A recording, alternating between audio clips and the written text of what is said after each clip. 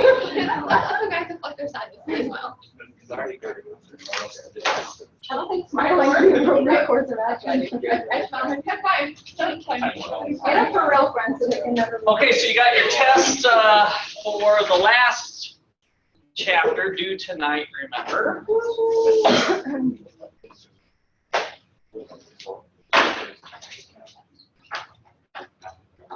And today we're going to do, let's see, we're going to do some problems today. Here's my plan. And maybe we'll even start with the problems. I think here.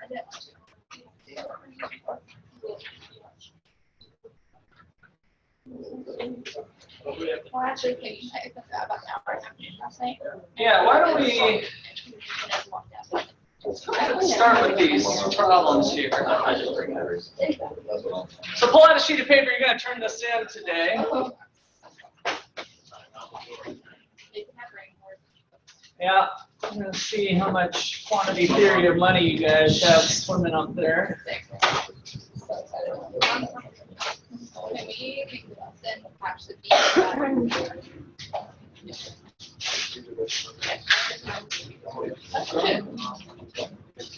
had to figure it out. Gotcha. So, there's your question. We're going to do all three, but start with this one. You can work with your neighbor here. Suppose the supply of money, M, has been growing at 10% per year. Nominal GDP has been growing at 20% per year. The data are as follows, billions of dollars. So you got money, nominal GDP, calculate the velocity in each year.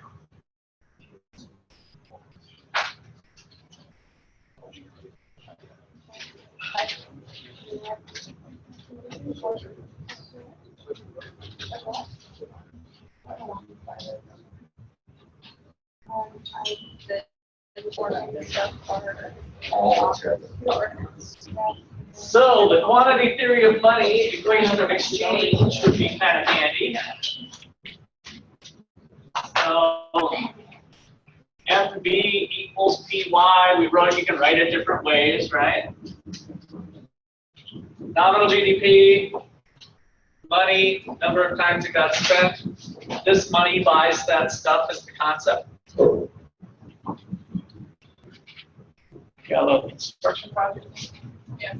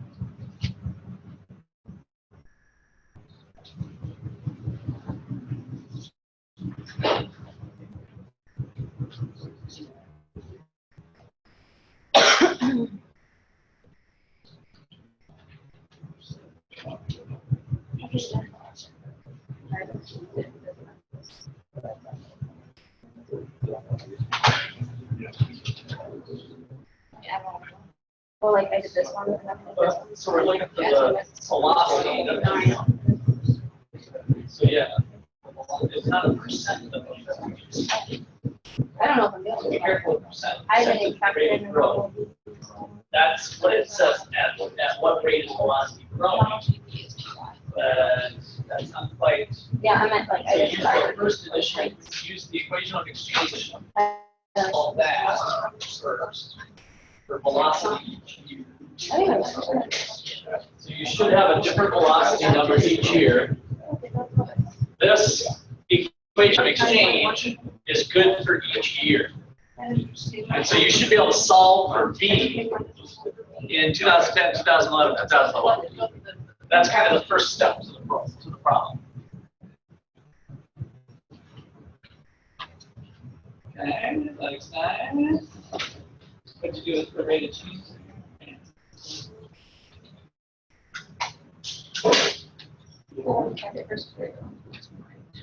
It's good.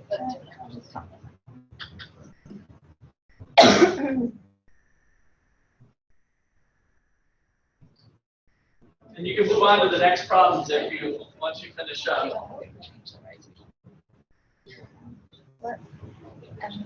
That's good. And you got the rate of change. Velocity. What is the rate of change? I'll try again. Let me start over. Okay.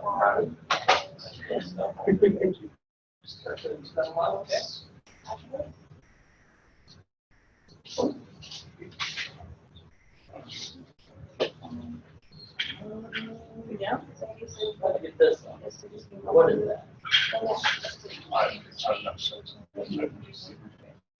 Okay. Just show your work. I'd like to see your work for that. So make sure you show your work for at what rate is velocity growing or whatever.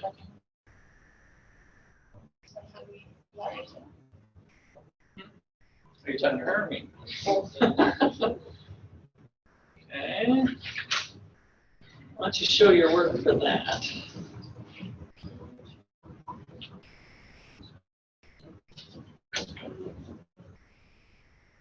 Because it is wrong, by the way.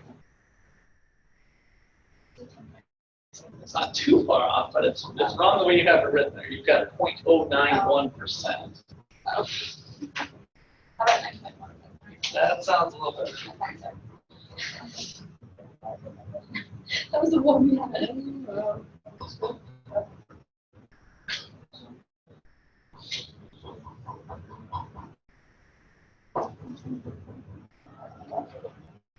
It's too big.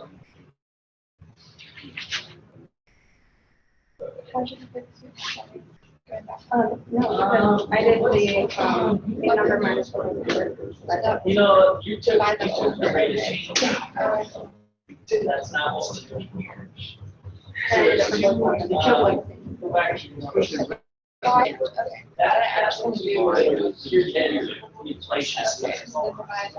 Well, here, these are two different equations. This is at slice. This is looking at the long zone. Because the rate of right, like P is the price level, which is the index, so maybe inflation of 110, right? And so inflation is the new minus divided by 110. So we converted this. Yeah, I should find the first. We're not using that one right now. That one has to be just something like this. Oh, right, sure. Yeah, that's right. Yep, that's EY right here. Yep.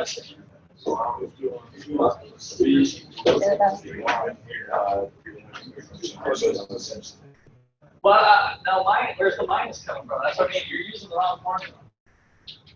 Get rid of that. That's this. You need to use this one. Oh, you're not. E plus Y. You're getting now you're going to have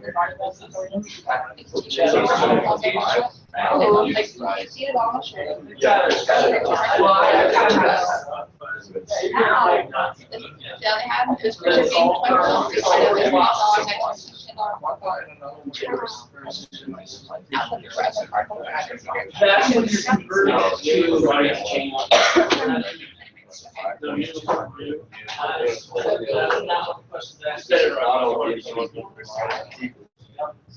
At a point in time, what Milton Friedman was saying was, if nominal GDP is 15 trillion, how did we buy that stuff? We bought it with money. That money was spent a number of times in a given year. Okay. Yep, that's right. Yeah. And now do the rate of change though. So at what rate is velocity growing?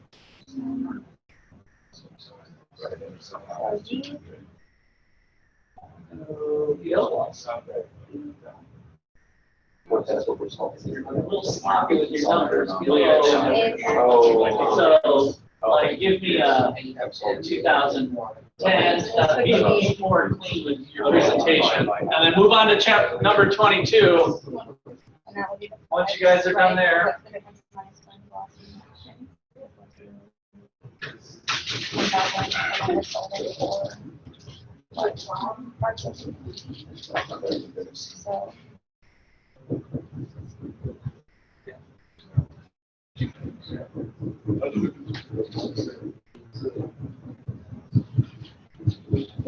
And I gotta watch you guys work together, so feel free to turn around and do that.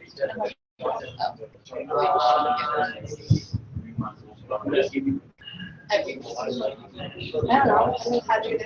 The money supply that'll change. You're kind of getting lucky that it's close to the right number, but we want to make sure you're going to the right rate. So the rate of change is always going to be minus the old number. It's actually 0.91 divided by 10. That's why you're getting an answer close. Yeah. Okay, yeah. So back to the base rate. That's what I was thinking, you just actually did it a lot faster than race. Yes, yep, just those three. Actually did your thing, sorry.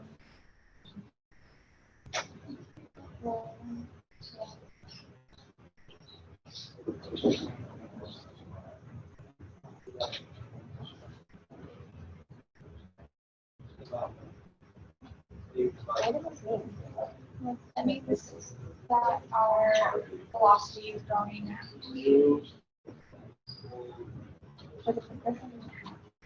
So yeah, this is okay, but be a little bit your answer's right, but what units is that? Okay, that makes like if you were to express what happened here in a sentence, what would it be? Yeah, it would be billion, 1,000 billion or a trillion, right? So just kind of say GDP grew from, and then put your labels on here.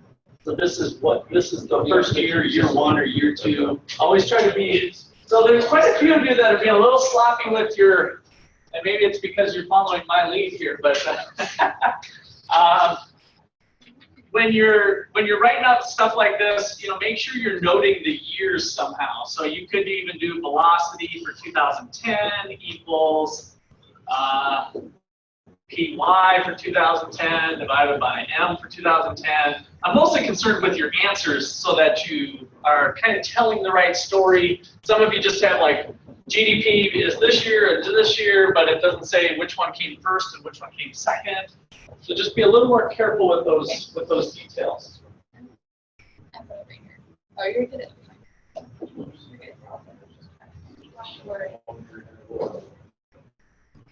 Right from the break down today. You're excited. So, didn't my college class.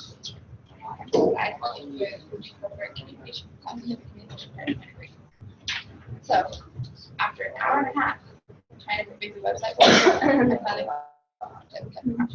trying to get on it. Yeah. All the circle, no wait list, and everything.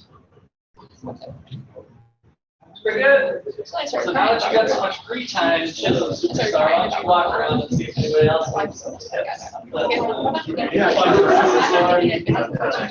Chisholm is done, so since this was a group project, if any of you need some assistance, Chisholm would love to be your partner. Oh, you guys are overachievers too, aren't you? $6.5. Not big in that answer. What'd you put, Haley? Same thing you guys done? Yeah, it's not right. Fine. And what happened up in 22? Nominal GDP. What is that? What are you telling the story thereof? So it says, calculate what happens to nominal GDP if velocity remains fast when the money supply increases from 200 to 300 billion. What does your answer mean as I look at your bracket, your framed out thing?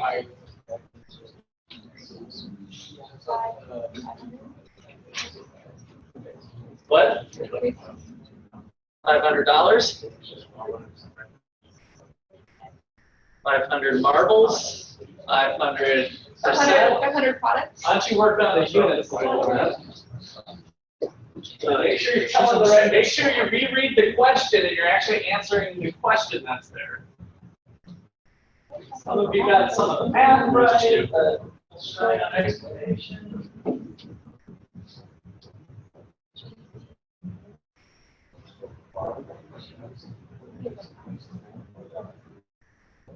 Oh.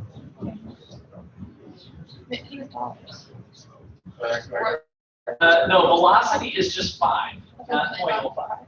You just use that as a whole number. Velocity is 5. So I think that velocity is the average number of times a dollar is spent. So if you spent 5 times. Yeah.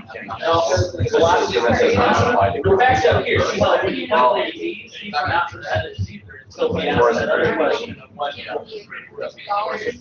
So these are wrong. They are.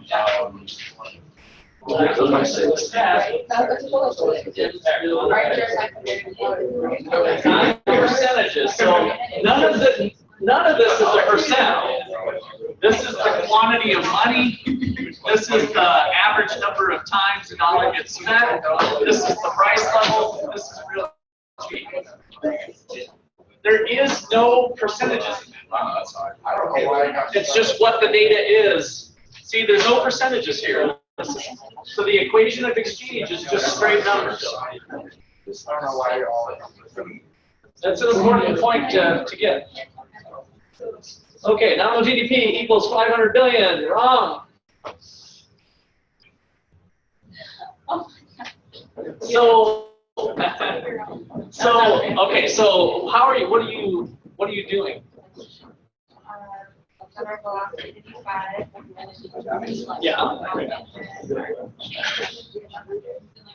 Okay, so you're working with the change. What if you didn't? Well, try working without the change.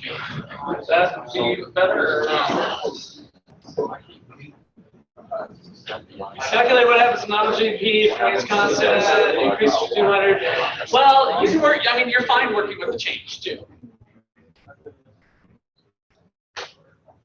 Nominal GDP, does it go up, down?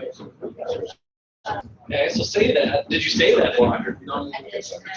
Because you've got nominal GDP equals that, but you're actually talking about changes. Yeah, yeah. That's what we're looking for. Oh. I mean, that's what it's asking for, right? Now that you see it, I mean, if you look at it, Yeah. calculate what happens to nominal GDP. Nominal GDP changes.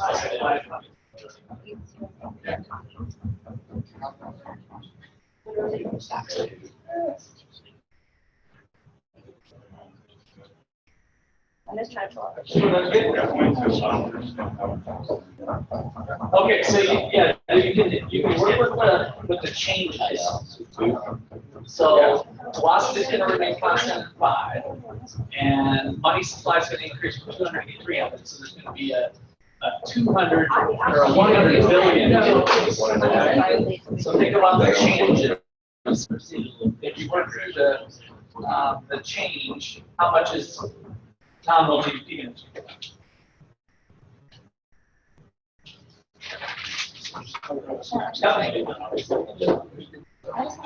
Yeah, that's right. You're welcome. That's what I told you this happened last time. I figured you were that. Yeah, that's right.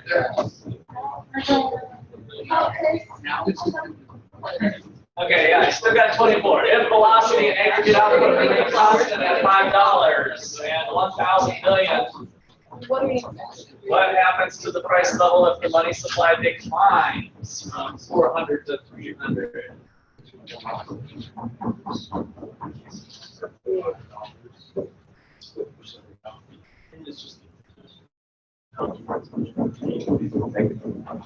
You did?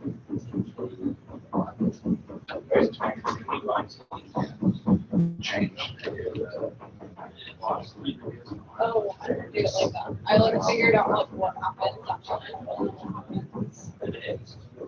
say like your money supply was reduced the first year, and then like the next year it's 100. So then like I figured out like what's the first year and what was the second year, and because that's changed. That's right. Yep.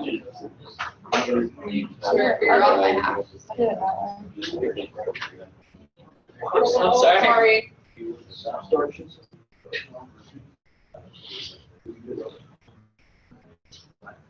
All right, looks like everybody's about wrapping up. I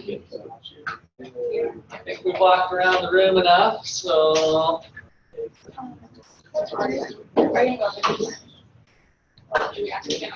You should ask me now. Okay. 24. You're still confused because with our math, we did.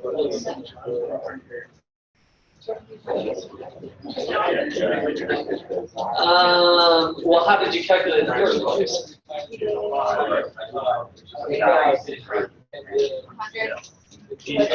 So what was your price level? What was your price level? Yeah. So good.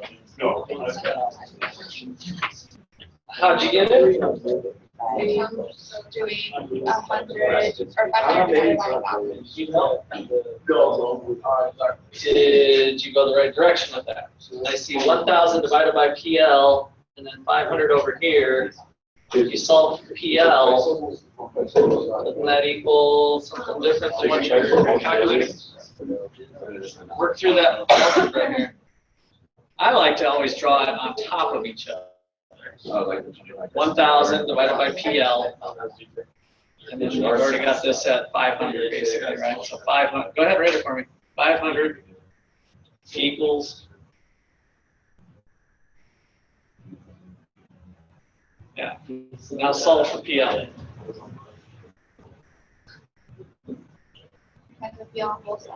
Right? Or, and now get rid of 500. The old school way here. Did you get this one or not?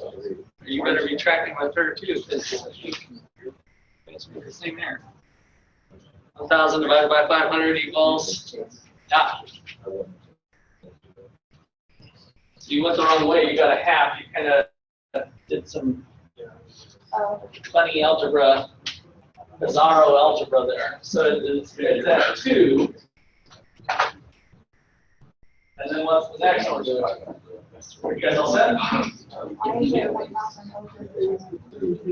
So. All right, why don't I collect those? Get your last item down. This is my alpha. What did you get me on next time?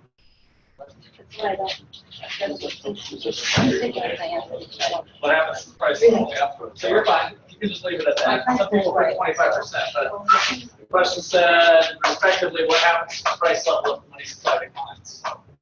You didn't have to convert that to 25%.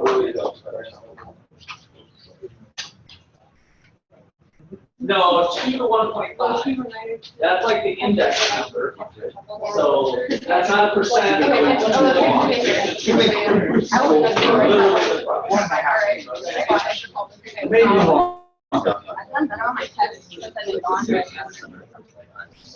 All right. Well, you get a little more practice with the homework too. So let's have these all in.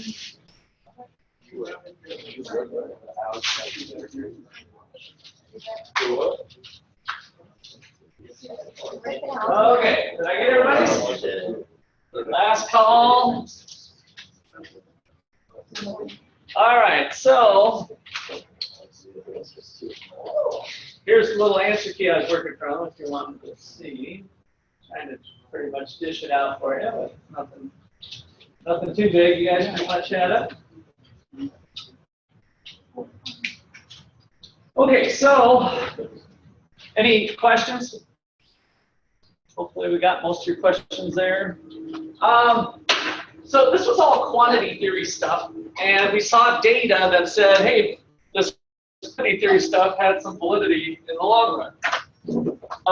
However, in the short run, it doesn't seem to hold up. And this was part of Keynes' hypothesis, was that there's more to the story than just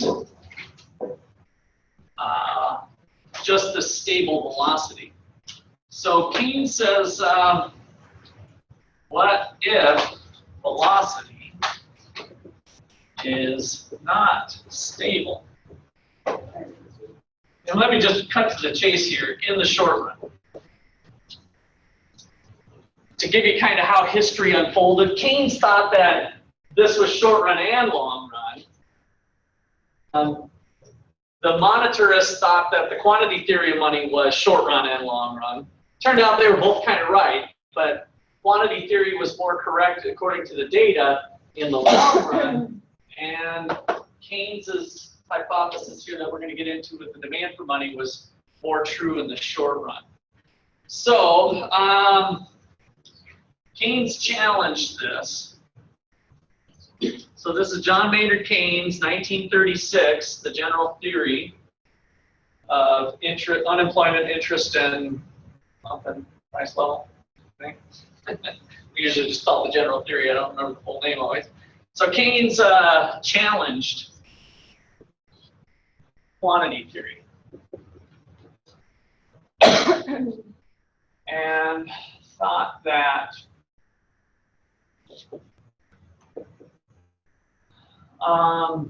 velocity is dependent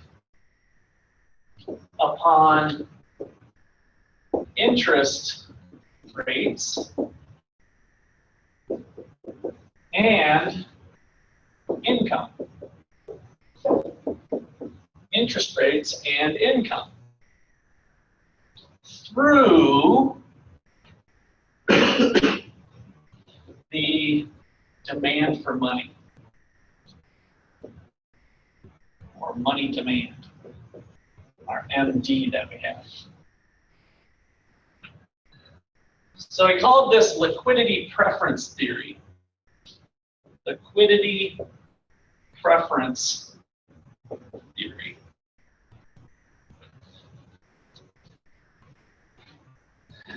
And he thought that people have three motives for holding money. Three motives. Why do people want to hold money? One was through a transactions motive. They're motivated to hold money due to transactions. And the transactions were largely driven by their income, right? So more income, more transactions demand.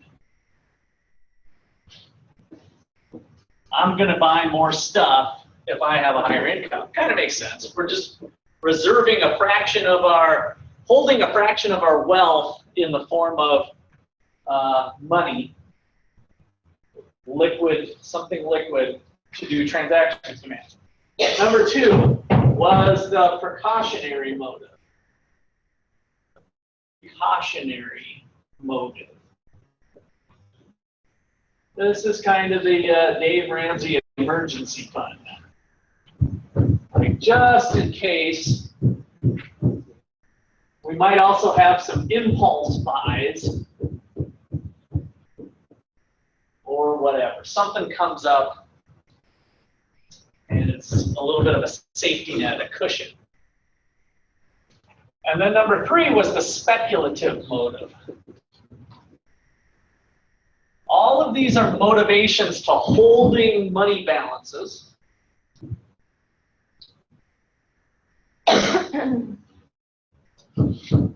And so the speculative motive was to hold wealth.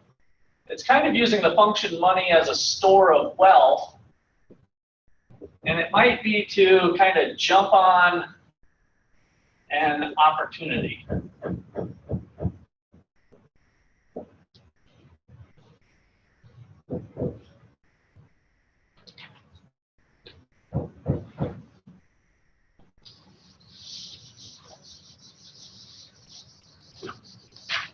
Okay, so the equation of exchange only dealt with the supply of money, right? It was MV equals PY. It was really just talking about money supply. How much money's floating around out there has these implications. And so our money demand function looks like this.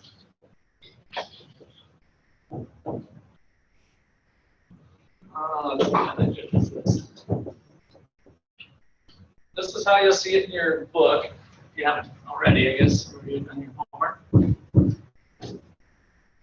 And so this takes inflation into account. This is our money balances that we wish to hold. So that if you want to think of it this way, this is the quantity of nominal money. This is a Y, yes. Sloppy Y. Yep. Big Y for income. So quantity of nominal money divided by the price level, this is the price level just like before, is our way of deflating it. So this is the quantity of real money demanded. So taking into account inflation, this is how much money we wish to hold.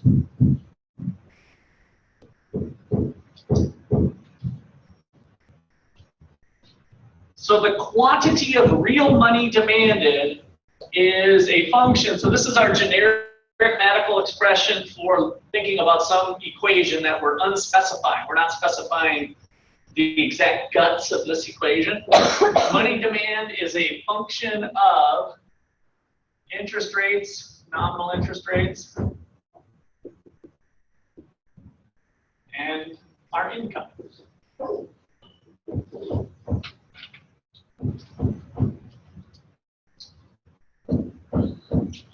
All right, what would be the signs expected for this? If income goes up, do I want to hold more money or less? More or less. Here's some mores, here's some lesses. Income goes up, do I want to hold more money or less? More.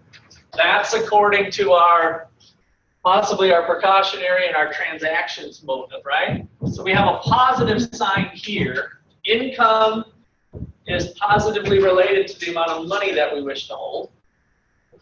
And interest rates. Interest rates go up, do I want to hold more money or less? Interest rates go up, less money, why? That's right. Because why? We talked about this way back when in maybe chapter 5, the bond market maybe. You're going to earn more money. You're going to earn more putting it into bonds was Keynes' framework. But keeping it out of money balances, out of your checking account, out of your savings account, not in the form of currency. If interest rates go up, you're being kind of foolish. You should change your wealth over to more bonds. Okay, so we're going to do a couple little maneuvers here. So let's call this equation 1. Rewrite equation 1 by flip upside down. P over MD equals 1 over the equation.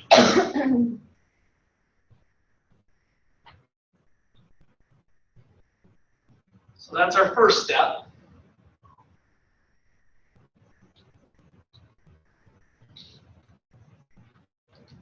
I'm going to combine kind of the steps here, but rewrite number one, everybody there, and multiply by income to each side. Y, and we can just change your little 1 to a Y or whatever you guys want to do. You put 1 times Y if you want. I'm going to use the magic of my eraser and turn it into a Y. Everybody with me on that? Totally legit, right? Multiply the equation by Y. All right. So, what does this look like?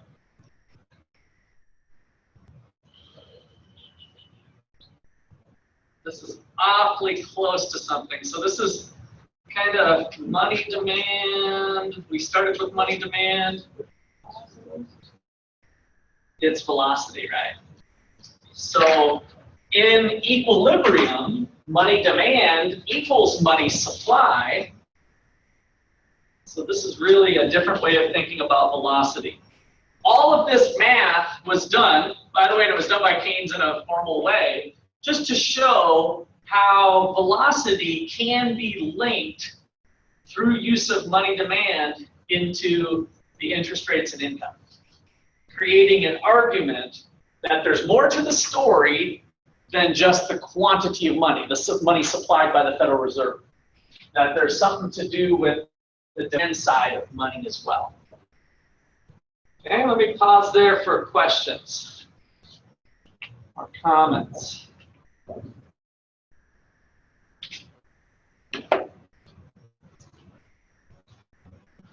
All right, so Keynes' big thing was, therefore, V is not constant. And maybe more importantly is where we go from there.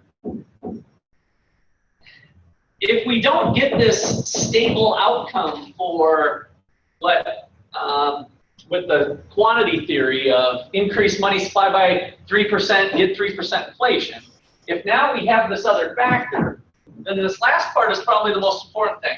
Velocity is not constant, and therefore use monetary policy to stabilize economy. I'll just put economy in general. It's an argument for monetary policy. This is what Janet Yellen and Ben Bernanke and this is what they kind of fall back on, is to say we need to help the marketplace because those crazy investors, the demand for money might be kind of erratic. They might be speculative and prone to bubbles, and so we're gonna use monetary policy to try to help stabilize the markets. And furthermore, it now gives us the mechanism through which they're going to stabilize, which is what we kind of learned about the chapter and maybe the chapter before. What does the Fed pay special attention to? What is the variable that they really hone in now as their policy tool?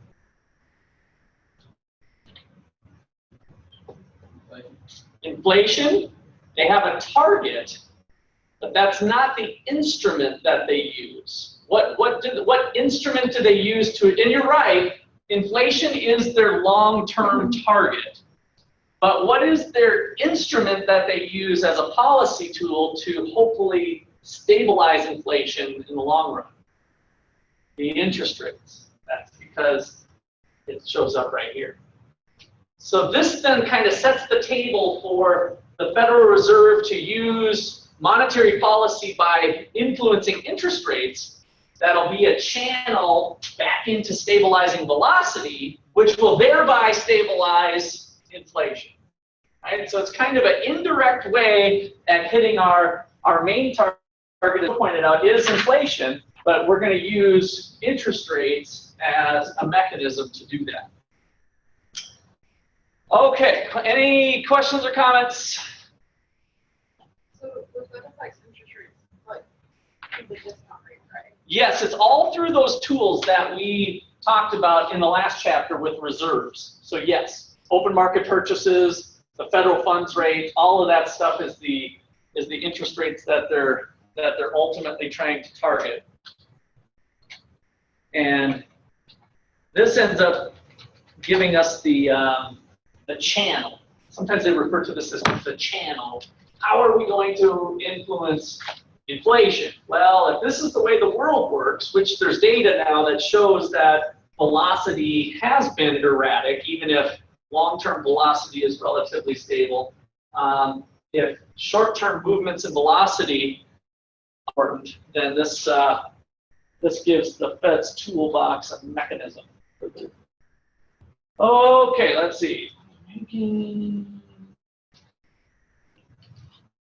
Instead of writing these all on the board, I'm going to, what chapter are we in?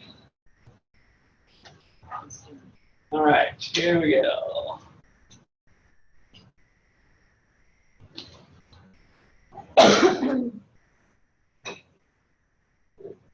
This is in your textbook too. We might want, oh, sorry.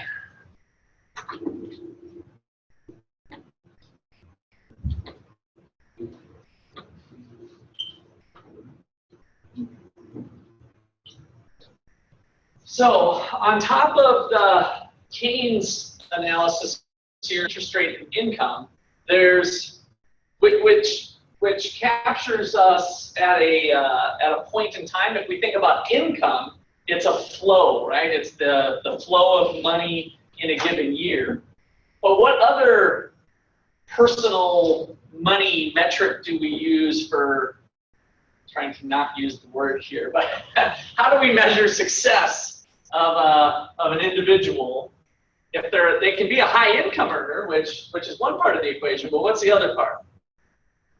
Their net worth or their wealth, right? So you can be a person making $300,000 a year, which puts you in a high income bracket. But if you spend it all every year, you've got a really nice car and a big house and go on lots of nice fancy vacations, but you don't have a pot to pee in, so to speak, right? If you've spent it all. So when we start thinking about real personal success, we usually bring wealth into the picture as well as income, because on the flip side, what we have in finance class is that you could be making $40,000 a year, be a diligent saver, and play some diversified portfolios in the market and be a millionaire in 20 years. So you could be a millionaire, whereas a high income earner is not a millionaire. So wealth is certainly an important part of the picture as well. So that came in with some of the portfolio analysis. So the last section of the text brings in what they call portfolio demand. So this is Keynesian liquidity preference, brought in interest rates and income, and then we added on to that some of these other things that have proven to be important in terms of short-run velocity. And so with each one of these, interest rates go up, money demand goes down. That was the negative relationship we just did earlier. Income goes up, we need more money, transactions demand, right? Money demand goes up. Payment technology, less need for money transactions. Give me an example of that. Payment technology. How are you buying something differently with a payment technology?